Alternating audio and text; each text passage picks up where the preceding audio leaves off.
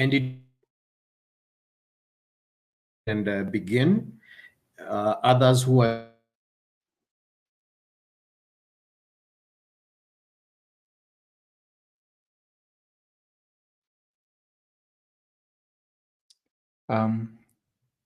Eric. things our members are engaged in.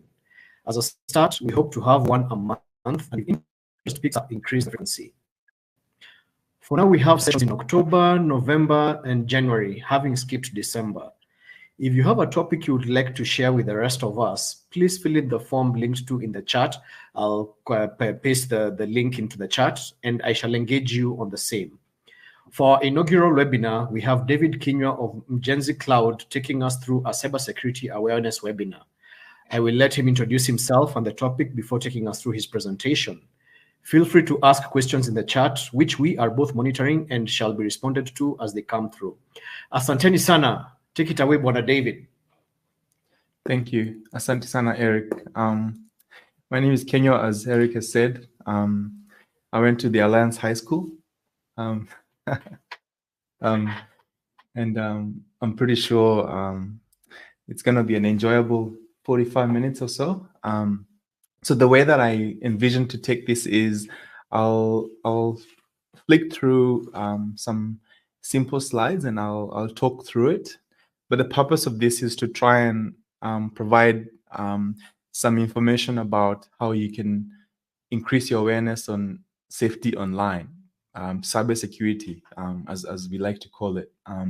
And this is really targeted for everybody. So not just the technical people, but anybody that has access to the internet, anybody that perhaps has a child, perhaps anybody that would like to learn a little bit more. And some topics you might think are mundane, but they affect some of us. And I had the privilege of asking a question before on whether you've ever had a cyber attack, and I have had some really good responses back. And some of the responses are actually very interesting, and I won't obviously mention anyone's name for obvious reasons. But we've had someone say that they had their bank account actually accessed. Somebody had a fraud happen on them. That happens. Someone's phone got hacked. We got somebody that has got a message on their phone and they clicked onto it, and then it locked them out of social media. That's quite advanced. I've seen it happen before. But someone said, the usual, spamming the usual SMS. And I've actually had an incident as well happen to myself.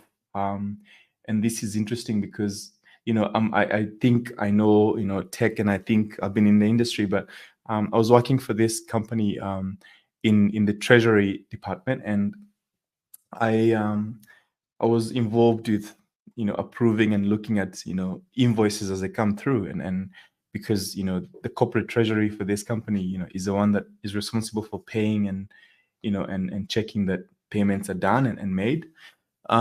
So we had a system which automatically checks invoices, but it so happens that sometimes, the system doesn't pick up an invoice for payment. So it's up to the person, the people. It just happens to be me, that time. So I picked on this invoice, which looked like a real invoice, and it happened to be a malware PDF attached to an email, which looked just legitimate. It came from a company that I knew. So we're going to talk a few, in a few minutes about what that looks like, and because you might think it's mundane, but it's actually quite common, and it actually happens to the best of us. So welcome, and I'll have all your emails anyway, so I'll share the slides. There's a bunch of resources in the slides as well, some links which you can have a look at. There's some interesting resources which you might actually find useful as well. It's an interesting topic. You've had things about this topic, but it's good to always try and refresh yourselves, and you can learn a few things or two. So now we're gonna go through a question, and I think Eric, you've seen this, so don't answer. But I just want to start by asking just a random, a common question. Can you find the mistake here? And you have access to some comments. So can you spot the mistake, and can you type where you can find with this link? If you can find the mistake here, can you please write the comment? I'll just pause here for 2 minutes, so people can type in where they think they can spot the mistake with this link. It's a common issue which you might not notice if you don't pay attention. So Bree, I've seen you've asked a question. Can you kindly talk to us about the technique where people send you a link and access your entire phone? So it's a common problem. It's not very common, but it's a very complicated way of doing it. So they can actually get access to your phone with a routing. So they can get access to your phone if you click onto just some random links. So that actually happens. So I'll be very careful when you see an SMS coming from somebody and you click onto it. So we can talk about that later. But Jeff says the space between the slashes, a good attempt, but no. Can I have a few more people attempt? That's not the correct answer, Jeff. There's just one mistake here. I haven't put too many, just one. I'll wait 1 minute for somebody else to type something. There might be a lag on the typing, but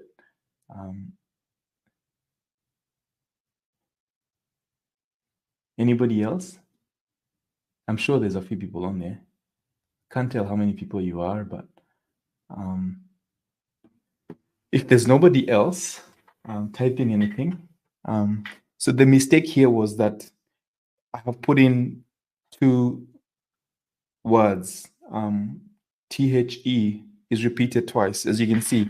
Can you find the mistake? Can you find the mistake? So this is a common technique used by people that are trying to pass something by you. So you can clearly see that, I've repeated the word THE twice. Can you find the mistake? Whereas obviously you're focusing on looking at the mistake here, and there is no mistake here. So this is correct. This is how www.instagram.com would appear if you're typing it on a website, on a web page, on a link. So this is the correct link, but the issue is I have made you look away from here and made you focus on this link, whereas the issue was there's been something here. So this introduces what is typically referred to as social engineering, and this is simply the art of people trying to distract you, and then they're trying to misdirect you. So they're trying to take attention away from you, and they're trying to draw your attention somewhere else so that they can do something else. And often there's various ways that this can happen, and social engineering tricks are very common. Luchiri, nimekupata. Exactly. So that's exactly right. And Betty, the slashes look too slanted. No, that wasn't the issue. So the issue was that I was able to distract you and misdirect you from where the issue was into something else. So typically, it would happen in various ways. And this is social engineering. So social engineering is the idea that they take attention from where you're focusing on onto something else. So commonly, you would see something like smishing, baiting. We'll talk about some of these things in more detail, but you've seen everybody talking about phishing. So phishing is just the art of faking something and then doing the other thing. So vishing is when someone can actually send you a voice call, pretending to be someone else. So this is these are different types of attacks. But social engineering is interesting because it's got an aspect of your personal information in some cases. So some people might know who you are, they might know who you work for, they might know where you work, and so they're trying, and they always trying to understand you a little bit more so they can personalize the attack. That's why we call it social. And it's really, really common in social media too. So I'm going to go through some of this just to get you to be aware of what these are, because you might have seen them and you're probably sitting on a bunch of them on your phones right now. If you open your email, you'll see a whole bunch of stuff that's baiting you and trying to just catch you. So phishing is a very common scamming tool. They want you to think and trust something in order to make you do something. I get this maybe once a week when people send messages saying, they are somebody that you work with and they want you to do a trip for them. You should really not respond. And commonly, they typically, send. They actually pretend to be someone you know.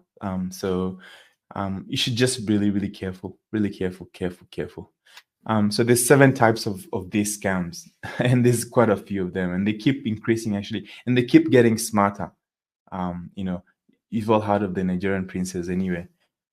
So I'll go through a few of these. So the first one is obviously email phishing. It's very common. The way to identify this is to really just take a second to look at the email sender, where the email is coming from.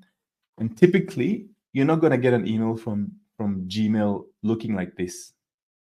Gmail doesn't send using Gmail accounts. Their official email is google.com. So you should just be really careful. And often somebody would try to actually access your Google account sometimes, and it would appear like this.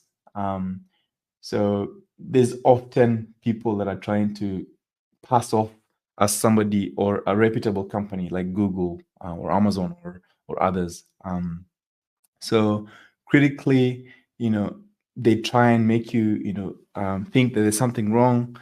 They're trying to get you to click on here. So trying to think this looks like a legitimate email from Google, but it's actually not.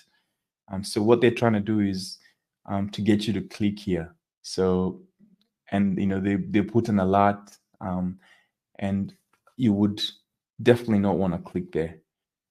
So it's a little bit hard because you have to be really aware of this. So what I would do is, if you haven't had an activity on Google, for instance, or any of your accounts, you would be hard pressed to press this one, please. So just make sure that if you haven't tried to access your accounts, you don't click on an email that has come through seeming to want to grant access to something that you have an account with. So the second one is spear phishing. So this is when they actually know you. So this happens to me a lot. So they pretend to be your boss. They pretend to be somebody you know, and you can quickly actually click onto it or respond. And what they will do is they'll try and get more information from you. So they pass off for someone very familiar. They send a very personalized message in some cases. Often in my company happens to be somebody wants to run an errand on behalf of somebody else, which is very fishy. So just don't. So this is a common one too, smishing, where they send an SMS. So somebody asked a question, how does that work? So typically, when you sign up to things on your phone, like, you sign up for a dentist. I'm not saying don't sign up to anyone, but just be careful who you're giving your SMS to. Don't just give your SMS out, because typically people might take your contacts and they would sometimes steal those contacts and they would use it. So we get some messages from a lot of tolling companies here, and they always really, really get people every week. So they send a message claiming that you've used this toll road, so you need to pay this amount of money, because they know that that's typically how people do it. So again, just don't be very quick to click on an SMS that comes through. People people should know better than to just send this to you, and you can always call. So I would be careful not to click on a URL, especially. So URLs are dangerous. So when I say URL, I mean, these links here. So they're really dangerous because they often mask, and they often lead you to somewhere else, and they always obviously hide where they actually belong. So this would be a very nasty place, one of those destinations which you don't want to click to. So yes, somebody asked about how they do this. So on the phones, there's a way to actually crack into your phone using some really complicated software. So you would just be careful not to click onto them. So what they would do is they would actually try and break your phone. But it's not very common, but it happens. So Google search. So this is a common one too. You've seen it before. When you search on Google, it appears to have been actually an ad, but it's not actually an ad. It's a scam site. So you're searching for something. It brings a result on top there. It pretends basically to be the website you're looking for. It will actually mask itself to be the website you're looking for. So always be careful. And the way to see if it's an issue is it would often appear this way. So you can see the screen. So it's hard to distinguish because it will have the correct searched item. So you're looking for Venmo. Venmo, the correct app is here, but then here, it will still say Venmo, but if you look closely, so you'll see that it's actually not Venmo. It's leading you to a form or a different site. So just be really, really careful when you're doing these things. And you can look at it today and have a look and see. If you search for something else will pop up, but just be careful not to click into it straight away. And I would avoid the first two results because they're often always the same. They're often always scammers trying to get you to click into their link because they know you're searching for that result. So this is another common one. Obviously, everybody here should have received this if you have social media accounts. Often you get asked to add somebody who's already your friend. So they would impersonate somebody and they would ask you to add them back. So just pretend, just don't, just ring them back. Just ask them, hey, have you got a new account? Did you lose your account or something? Because it could be legitimate. So I would say make sure that you don't just add anybody. And I would also advise perhaps go into your contacts and try and refresh your list and see if there's anybody that you don't actually know. Because there's no point having people that you don't actually know or have any affiliation with on your social media, because they could just be bots. And a bot is just an automatic system that stays on there, and it'll follow you and it'll try and get your information for their own purposes. So the bots are quite common these days, especially on Twitter, which is now X. So bots are automatic accounts. They've tried to remove them, but they can never remove all of them. So ideally, you just want to be careful on who you're adding, who's in your friends list on these social media sites, because it's probably a fake account if it's got very few users. It's just sitting there. You should probably not let it sit there because it's got access to your information. Tukowengi. Yes, Morioki. Someone said Tukowengi. So another interesting one, which I haven't seen for a while, is a QR code scam.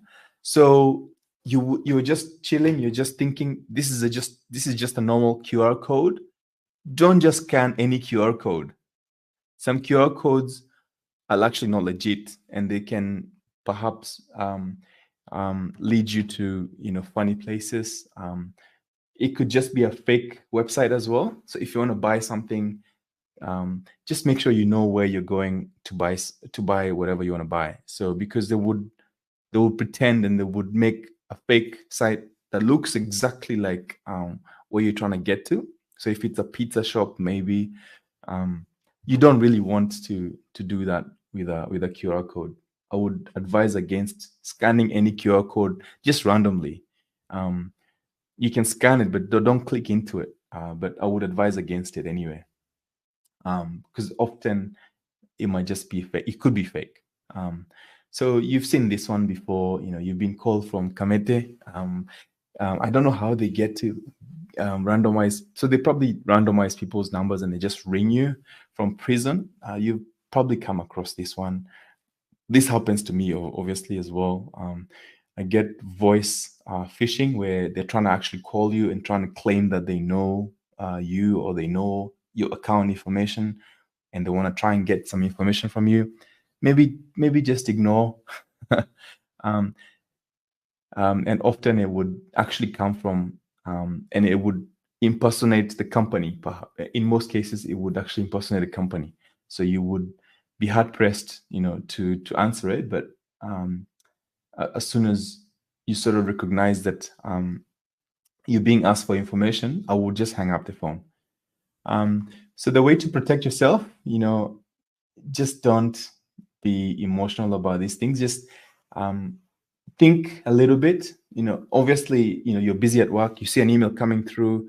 I got caught. I just clicked into it, and it affected my computer. So it locked my computer down in what is called malware, and it was asking us to pay for some ransom. It's ransomware, malware, similar things. So I would just be careful. Check the email address. You should enable multi-factor authentication if you can. So this is where we have 2 steps to verifying entry into a website or an account. So you have your SMS perhaps, or an email, or sometimes they do SMS. So I would advise, if a website or a site that you're a member of has multi-factor authentication, that you actually enable it and you use it. I've seen people actually ignoring that, but it's very useful, especially if you have sensitive information like a banking app. Most banks should have enforced this one, and allow you to multi-factor authenticate. So look at the style of the message. If it's fishy, just don't do it. Ask questions. Call to verify if you know someone and they're sending you funny things. Yeah. So this is another way you can protect yourself. Passwords are an interesting area and a topic. And I know you probably have had this before. I would advise you to have a strong password. It's very, very common issue that people often sit there and they try to hack and crack your accounts. As soon as somebody has got your email address, and they can get your email address pretty easily, they can guess your email address because typically it's a combination of your name and some words and some letters. And so people that are trying to hack, they can spend time to actually do it using systems. So they can connect your account into their softwares, and they can try and hack your accounts. So if you just have 7 characters, it would take them a minute to hack into it. So just be careful. If somebody actually wanted to hack you and trying to crack your password, it will be so much easier if it's less than 7 characters. So most websites and most accounts out there have tried to enforce longer characters for this reason only. It would take 3 to 4 days if it's 9 characters. It would take 7 months for someone to actually attempt to crack your password. And if it's 12 characters, it takes longer. Mathematically, the permutations are too many. So you should just be, the way to best do this is to have what we call passphrases. And the way to do this is to use a phrase as opposed to just a word and a combination of letters. So the reason is it's hard to guess passphrases as opposed to just your common passwords. So a passphrase shouldn't have your birthday. This is something that you've had before. So I'm not going to belabor the point, but unfortunately, there's been so many instances of accounts being hacked. I'm hoping the network is still pretty good. If it's pretty good, just say good.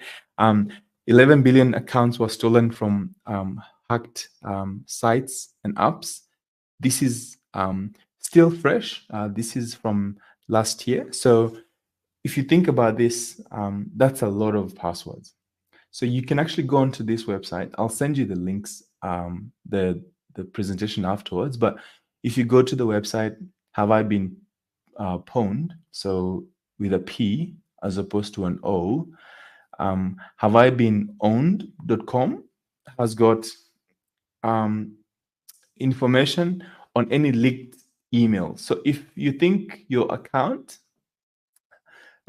if you're not sure, I would just check. I checked my email and I found that there has been about 6 leaks, that data leaks that have been linked and have caused my information, my email, to be out there.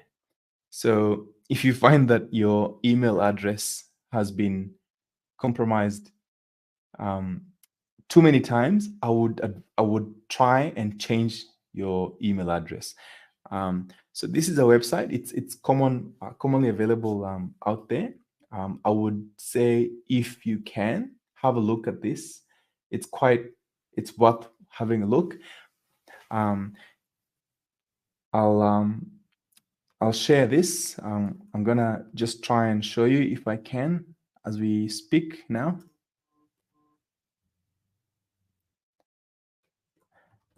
So it's basically saying, have I been owned? But they put a P. So I'm gonna share this screen and you should be able to see it.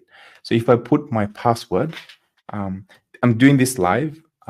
So Kinyua at I'll put my personal password, my work email, but and I'll see if there's been instances where my email address has been in a data breach. Data breaches have become very common. So as you can see, there's been about currently there's about 800 websites that have been currently. This is currently now. So there's about 800 websites that have been breached. So there's about 14 billion accounts that have been breached. There's about 115 pastes. So your account has been pasted somewhere. So there's been a whole bunch of breaches that have happened on these accounts since Facebook began. For instance, there's been 509 breaches onto Facebook accounts. So if you put your email here, it's a good idea to just check. So if I put mine, so I'll say that there's been 2 data breaches, but my password has not been, my email has not been entered anywhere else. So it's just been breached, and breaches occur. So I wouldn't fret too much if you find your email has been in many data breaches. But in some cases, if there's too many breaches on your email address, meaning that it's not necessarily you, but accounts that you have signed up with that email address have had their businesses hacked. So meaning that your email could have been leaked and your email is probably out there somewhere in the web somewhere. So it's an idea. If you find that there's so many breaches that have happened that your email address was involved in, then you should probably change it. So you see here, this Epic registration service has been leaked, has been hacked, and has been breached before, and my email was involved in that. So my email was somehow involved in this. So if I put a different password email, which I have access to, this one is worse. So it usually turns 8 data breaches. So there has been 8 data breaches that have happened, since this website began, collecting this data. And in those instances, there has been breaches. I know for one that Canva is a pretty common website. So Canva has been breached, and they were breached in 2019. It's a graphic design company which I actually use. So I actually, I changed my password. So the first thing I would recommend is, and Ticketek took. So Ticketek, this one was a ticket company. It's an Australian ticket company. I didn't even know this. So I haven't done this for a while, but so this is in May, and I know that I have an account with this Ticketek company. So what I would actually do is I would change my password, because I know that this is a common breach, and it was a big breach. So 17.6 unique email addresses were breached. So the data may have been breached. So somebody out there has got my email. They don't really have anything else except the email for now. But what you would have seen, if there has been instances where my password, my email has been used, is that it would say there's been pastes. So if you do this, and this is the website, if you see that your email has been pasted somewhere, I would just advise that you try and mitigate that. You try and maybe change your I would probably change your account. I mean, accounts are changeable. It's a bit harder for a corporate account to be changed, but for your personal accounts, it's a good thing to check if your email is just too much out there. And I wouldn't advise. So mine has been involved in 8 data breaches. They're pretty these are pretty common big breaches that have happened in the past, and a simple changing of your password should suffice. So somebody asked a question. So solutions like LastPass. So I'll talk about that. I have used that before. So let me just quickly go on. So there's ways to prevent this. So you should enable, obviously, as I said, we call it MFA, so multi-factor authentication. So this helps you protect your accounts. And then the most common multi-factor authentication, as I said, is SMS, but you also have Google with their own, and Microsoft Authenticator. I used to use an USB key in a different company that I worked for. So they give you a key combination, which gives you a password, which you can then put in. That's not very common for personal use, but the Microsoft ones and the Google ones are okay if you trust Google and Microsoft. That's if you trust them, but ultimately an SMS should be fine. So how to avoid getting hacked? Again, avoid using public Wi-Fi. So this is a common thing that has happened before, where people try and actually hack on public networks. So I would avoid, if you can avoid using public open networks, avoid them. It's so much easier to be exposed if you're on a network. So if you're on a network, I could try and actually access your phone right now if you're on my network, because it's just the way that security is done. So what they would do is they would try and hack and try and get into your system through the network. So if you can just be sure that you're connecting to your work Wi-Fi, that's fine. But if you're connecting on a cafe Wi-Fi, I'd be careful. So if you can use your mobile data, I would advise you to do that. So the solution for remembering passwords. So I have seen people that have saved an Excel file on their computers. I do that because I have so many passwords for testing systems, because that's what I do during the day. But I would advise that if you're doing that, you can encrypt that file. It's not advisable, but you should try and have a way of memorizing passwords. If you can't, there's the solutions like LastPass that allow you to generate hard passwords. The challenge with that, though, that I have seen some of those companies being hacked as well. So you just gotta be careful. It's a tricky one, because if LastPass is hacked, then what are you gonna do? So I would say if you can maintain a password account, there's obviously Google, the common browsers have got their password managers. I would be careful on retaining very important passwords on there, like your banking information, I would just resist that, because you don't want that. If your laptop is stolen, it's so easy to access your accounts that way. So remember, advisably, I'd advise you to have multi-factor authentication, meaning you have to have your phone with you or a way to access those accounts without just somebody going through into your account with just a password. Because remember, passwords can be hacked with systems. We have technology systems now that can actually sit there and try and guess your passwords. And I do that every day. So we call it penetration testing. So they can test and actually try and hack you. So the way to best do it is to make it harder for them. So make the password trickier. And I would advise against storing very important passwords. Surely you can remember your bank password off your head, if that's the case. So I would say, if you forget your password, just create a new one. Thanks, Charlotte. So avoid public network. So ransomware, I talked about this one. So when criminals hack you, and I got hacked and I got attacked, and I had to give my laptop away. The laptop had to be destroyed because it was carrying financial information, which we don't want to be compromised. So how to avoid ransomware? Really common again. Just avoid random websites. Beware of phishing emails. As I said, don't use your company email for your personal stuff. People can easily get hacked.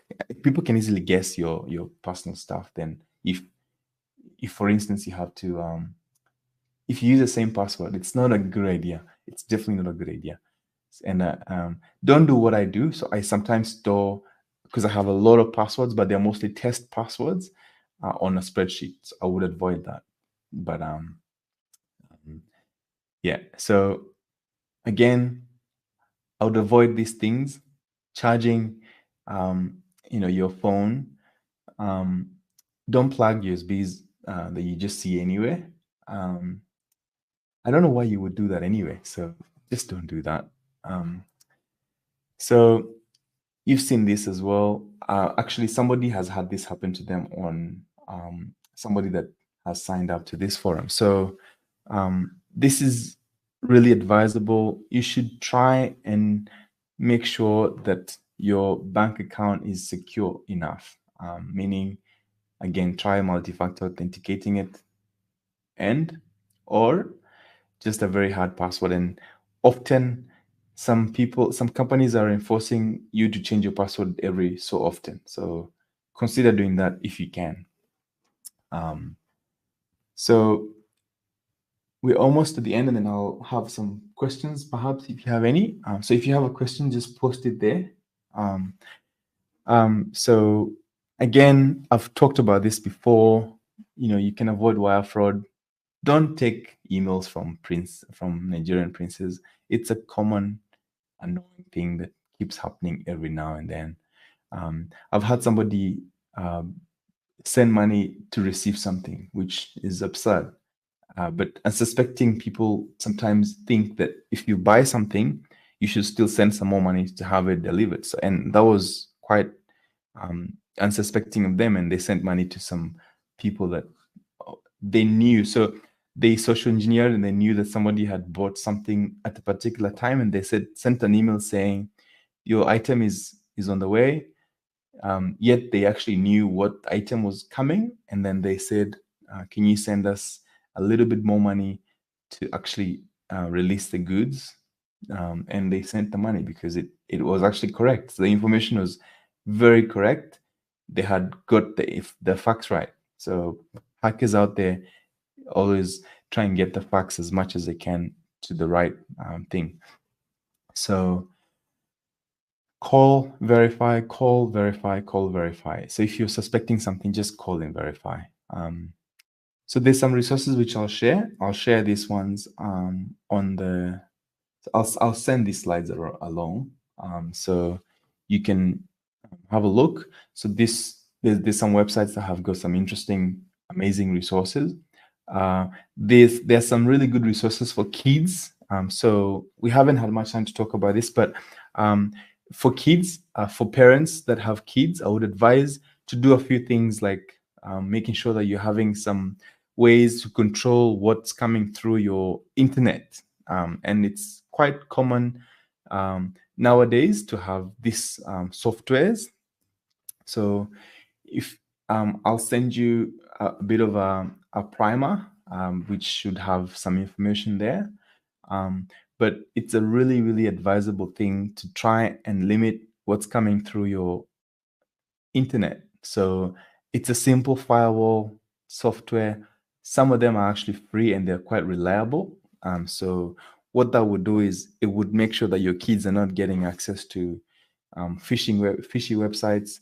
They're not accessing porn that they shouldn't access, because it's a quite common issue with young people. Unfortunately, these websites are also quite prone to being hacker prone. And also remember, people ransomware also affects your machines. So although Microsoft and most people that use Microsoft has come a long way to make sure that they have their defenses up and running on your machines when you get them. You should still try and make sure that you're not clicking onto funny websites.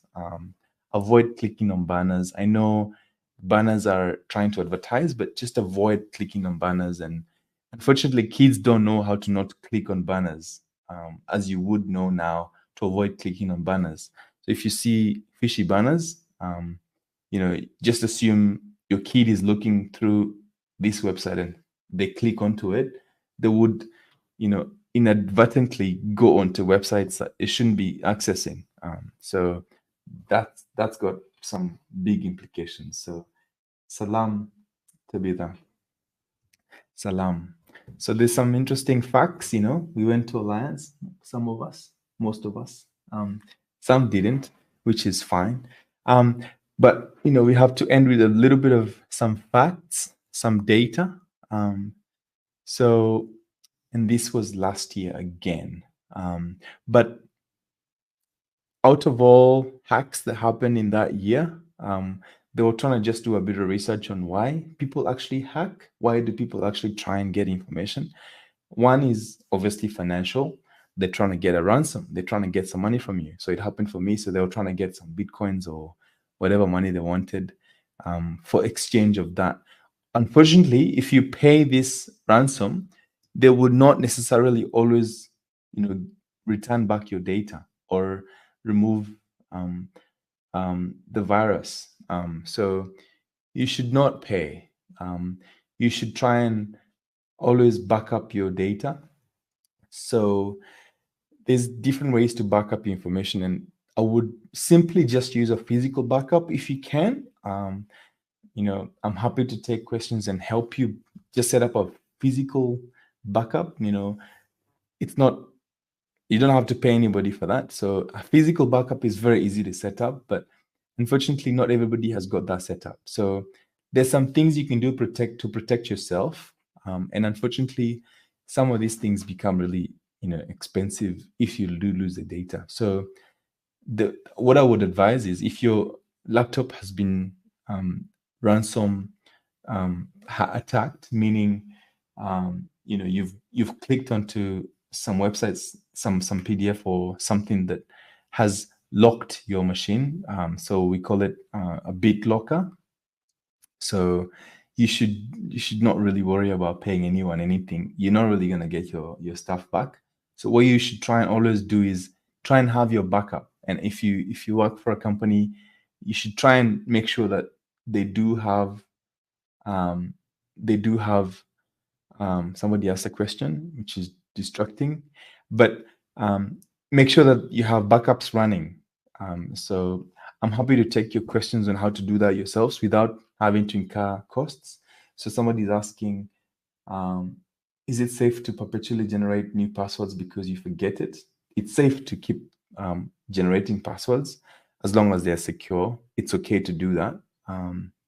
I've had sometimes people trying to reset my own accounts. So also watch out for that one. It's a really common one, actually. Somebody is trying to get you to change your password. So you don't actually necessarily know why that's happening. So what I would advise is just change it straight away, because often they're probably trying to get access within a window of time, or something could be not right. So if you haven't authorized a password change, then be worried. But I would advise that you should try and cycle your passwords every 6 months. So I have an account that forces me to change it every 3 months, which becomes a little bit painful. But again, what about a laptop where you never log out? Even if you don't log out, I'd advise that you set up a password for it. Because if you lose your password, your laptop, then anybody can access your data. So the first point of protection is to try and back up information. The reason you back up you back up your data is because if you lose your data, you can then recover it. So, and I would advise that you back it up on an external location. So you can just buy a hard drive now. They're not expensive. You buy a hard drive, a physical hard drive, and you can back up your most important information on there. So I can show you how to do this if you hit me up on email or on my phone number. So it's 27% were insider threats as well. So 26% of cyber attacks were political. You can guess where those come from. And obviously trying to get an edge or trying to influence elections or do whatever they want to do. Competition is a big cause of people who are cyber attacking. Cyber warfare, obviously, people trying to actually, get things to stop. And obviously angry users, so you'd be surprised. So and out of there's a whole bunch of motives here for different things. So educational services, it's probably more common that people are trying to do financial gain, but yeah, you can have a look at that. So that's the end of what I had. If you have any question, you can come through. I think we still have some time, but I can't see any more questions. So somebody asked, is it hard for non-tech to establish their own server? It's not very hard. I'm not sure if you mean to be able to back up things, but if you want to know a bit more about servers, this is the man to talk to. So talk to me, Bray. If you want a server, I can hook you up. But yeah, it's not too hard. And so I'm guessing your question was about servers. So typically, a server can host your information. You can have your backup on a backup server, but typically you don't have to worry about that. You can just get someone to help you set it up, or I could show you how to set it up yourself. I think that's me for now. Any questions that I missed on here? Nope. Eric, any questions that I missed on the other side? Beautiful. No, I think you've gone through all the questions that were asked on chat. If there are any other questions, please post them. If not here, you can post them on our WhatsApp group, and Bwana Kinyua shall be on hand to answer them. We are truly grateful for this. Asante sana, Bwana Kinyua. Looking at the time difference between us and you who go down under, we are truly, truly grateful that you're able to get this done for us. And with that, I shall bring this first session to a close. I'll set up a form so that we can get feedback from you on your experience on the webinar and how we can improve it for future presentations from among you. I apologize, I did not post the link for those who are interested, but I'll share that on the WhatsApp group, and then we can now build it up from there. If that's it, I will call this to a close. Asanteni sana. This was born out of just a conversation on for real, and I'm very, very glad that it's finally a reality. Let's keep pushing forward. Let's have this going on and on. And for all of you, whatever your passion is, whatever your expertise is in whatever it is you're doing, feel free to reach out to me so that we can now schedule you for a future session. But before we go, Bitha has a question. Why would it be so difficult to block certain spammers such as LinkedIn?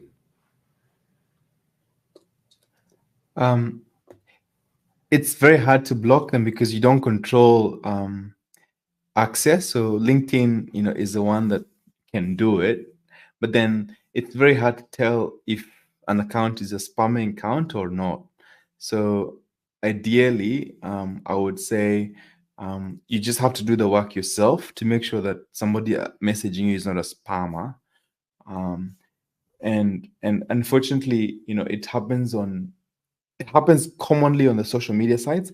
LinkedIn a little bit less, but I would just be careful on who you have on your list of friends and connections, because often it's because of that your information and your name is appearing most of the time. So even on your social media, I would just insist, actually, just try and look at who you're friends with. If you don't know the person, just remove them. They're not coming back. Walienda. So, but if you notice that you have an issue with too much spamming, you can always message these companies like LinkedIn. They're quite responsive, actually. The LinkedIn team is actually quite responsive, and they might try and do something for your account if you're getting too much happening. But unfortunately, you can't block the spammers yourself. It has to be a job that they do. Instagram is very common on spamming, because what they do is they will amass a whole bunch of people's IDs, and it's so easy to do it because they will just they're guessing accounts, and so they're guessing accounts, and they just try and bunch people together and send you a link, and they ask you to do things like post things on their behalf. So you've seen those things, so just be careful. I would report those accounts as well, just to help out, because these companies rely on self-reporting to help their platform. So if somebody's if you keep getting this, just keep reporting them. It helps. So that's what I would say. Thank you so much. Jeff, my guy, you have to prove yourself first, but you should see us on the side, so you can be added. But I don't think there's any more questions, and we're right on time. So we said 3 to 4, and it's 4 o'clock, and people want to go and have their time away. But yeah, grip.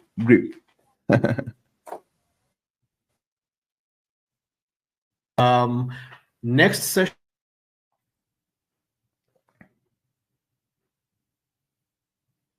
Next session shall be hosted by. It will have that set up and shared with everybody, so you can prepare to come and listen on how to do investments. Thank you so much for this inaugural AGHS for real webinar. Sarap, Santeni Sana. Thanks, Eric. Thanks, everybody. Asanteni sana, and have a good weekend, everybody.